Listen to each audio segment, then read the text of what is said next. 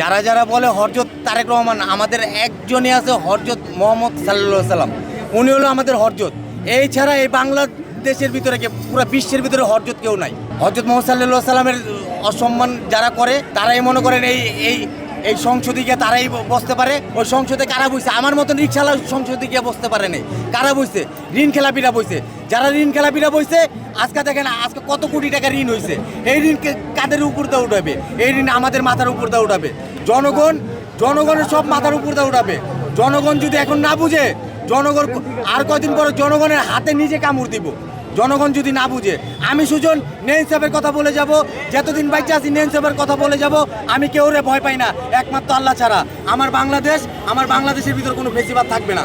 আর আওয়ামী লীগরে বলতে চাই, তোমরা যারা যারা অনলাইনে করতেছো, কোনোদিন আওয়ামী লীগ আর আসবে না। ফেসিস যদি হয়, ফেসিস কোনোদিন আর মাথা চারা দিয়ে উঠতে পারে না।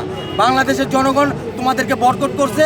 বাংলাদেশের জনগণ তোমাদের ফাঁসি এই বাংলার জমিনে কইরেই ছাড়বে ইনশাল্লাহ।